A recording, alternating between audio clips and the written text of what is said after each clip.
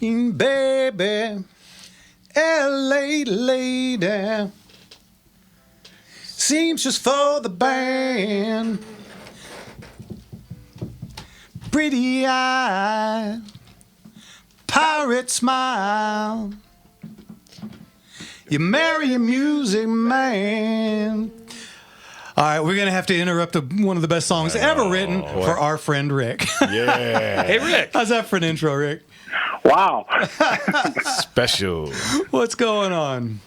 Well, it's good to have you back, Jeff. Thank you, Not sir. that the guys didn't do a good job, but they're just not you. Yeah. No one can replace those boots, so we know. And I appreciate you coming in and helping us out that one week. That was really great. That was great, Rick. Yeah, thanks again. It was a pleasure. I always love being with you guys, and maybe sometime I could come and it could be four of us, and it'd be the four Musketeers instead of the three. But, Absolutely. That'd be great. Always looking forward to that. So, so we'll start with court stuff. No, Jeff, nothing's happened on the 11% excise tax. So we'll start there. But we do have some movement in a couple other areas. We have the Duncan case. Finally, the state responded, as Chuck said the other day, kinda. But now that queues it up to go to the Supreme Court, and so we're hoping they're going to pull it up.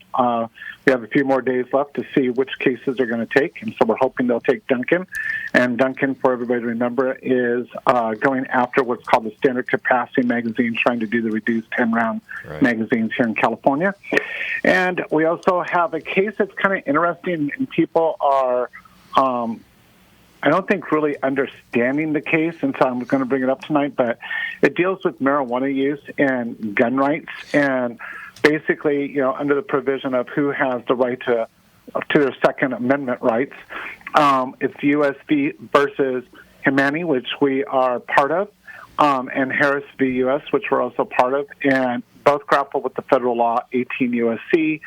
922 G3, which prohibits gun ownership by anyone who is an unlawful user of addicted to any controlled substance. And in a country that, some people view marijuana as not controlled and other people do, this is going to be a very interesting case because we're seeing that, the gun control advocates try to chip away from the community, trying to narrow it down. So, they don't want trans community members to have guns. They don't have other people to have guns, and they keep trying to reduce the number that could actually exercise the Second Amendment.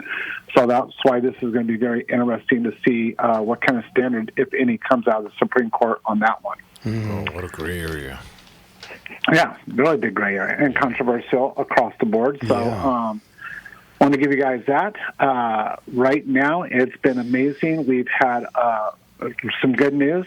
We now have had 3 million trigger pulls as of a couple of weeks ago in shotgun shooting among high school shotgun shooting sports in this state. 0 ambulances, 0 accidents, 0 injuries.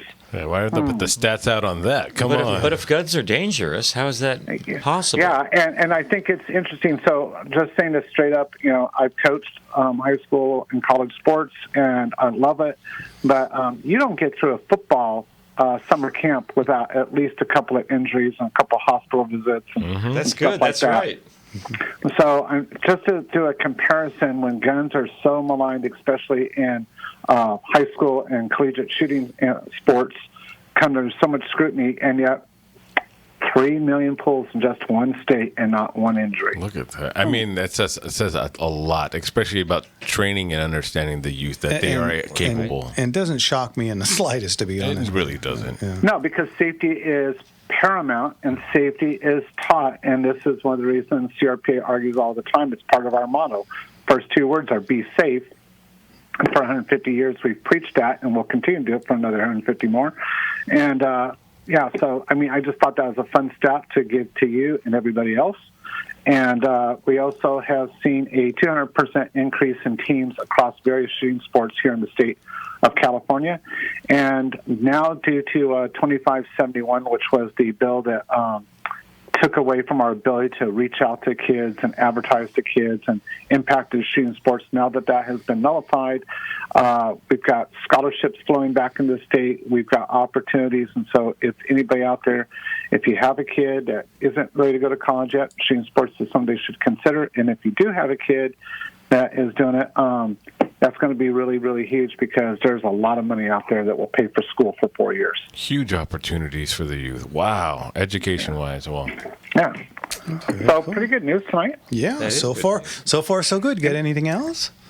No, I'm just really excited that you've got the man and the legend, and hopefully the next governor of this state on tonight, because I know he's finally ahead of everybody else, and we got to get him across the border, and we got to get other people to quit trying to weaken the number of votes he can get, because I think he's our best shot to save this state. Absolutely. I have to agree with you. I have to agree. Hey, Rick, we got some online people just chiming in and stuff, saying that this week had some really good 9/10, really good court decisions for Second Amendment rights.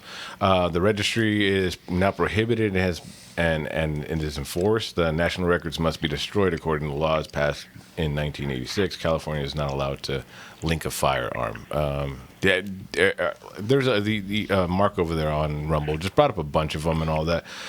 On that, the firearms registry, has there been any type of movement on that and saying that? The registry, I think people don't see what's going on. The registry is crumbling. It is starting to fall apart.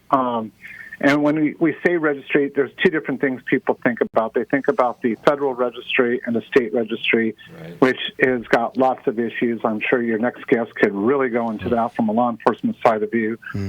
But there are a lot of issues. It's not quite what people think it is. It's not as strong as people think it is, and it is falling apart. It's got a lot of issues. There's not money to run the state one. There's not money to run almost anything in the state now. And the other issue would be if you're looking at the roster is crumbling and falling apart. Love to hear that. And so those are both things that knocking on wood, the Supreme Court comes down with a couple of really solid positions. We get some good people elected to office, including your next guest, and we will definitely turn this corner. Wow. Yeah. Man, good news on the rise. Can I make one last pitch? Yeah, please. So CRPA is working on two things right now. It's a pet project of mine. Well, we have our first ever, anywhere in the nation, all-women 2A people going to a state capitol. That's happening on January 14th, and so we're taking women to the Capitol to fight for your rights, fight for their rights, and so it's part of our WAVE, which are Women Armed to Vote and Educate. And any women out there, we would love for you to go to the CRPA.org website and join the WAVE program. We're working to get 3,000 women involved statewide, and also looking to have the first all 2A women's rally in the state. So we want you to be a part of that. And so any of you out there, encourage your wives, your daughters, your sisters, coworkers to join this. All right. Well, Rick, it's good to come back and actually get some good news. Right. Well, hey, I'm trying to make sure your blood pressure doesn't go up and, take care of you. Appreciate that. You're welcome. So you guys have a good night, and God bless you all for doing it. And welcome back, Jeff. It's just an incredible answer of prayers. Well, thanks so much, Rick. And if anybody wants to donate their time, their money, or join, how do they get a hold of you? CRPA.org, and you can always write to us at contact@CRPA.org. All right, very good, Rick. Thanks, and we'll talk to you next week. God bless you, Rick. Thank you for all you do. Bye-bye. God bless you guys, too. Bye. Man, what a difference of tone that throughout the years speaking to Rick. When we started, it was the Darth Vader music in the background. Now we're doing really Walking on Sunshine. Just about. It's like you had to pop a Xanax before you talk to him. You got to get your levels straight. There were times I was so despondent after hanging up with Rick. I'm just like, how can this possibly be? Think of how he must have felt having to walk the halls of Sacramento carrying the briefcase and that burden around. Yeah, I tell you. Fighting the good fight for us all, though. Yeah, you guys pitch in and buy him a couple new pairs of shoes because he's doing all the walking over there between he was explaining it from building to building now. So, yeah, you guys help out CRPA because they're helping out us. All right. Okay, well, he crapped out on us quick. We still got 2 minutes. I think he wanted to really just chime in and say how much he appreciates what you do and that you're back and all that. Well, I appreciate that. And then, of course, at the bottom of the hour, we go to break, and then we will come back with our special guest, Sheriff Chad Bianco, sheriff. running for governor, who, as of today, according to polls, is now the number one.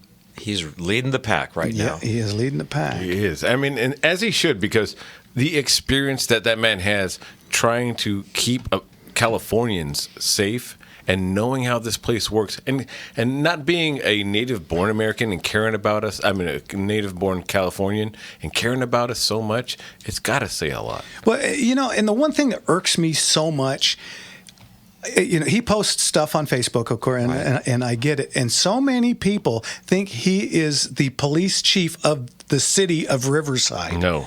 Oh, he's just the head of one little police department. It's like, no, stupid. He is the sheriff of Riverside County.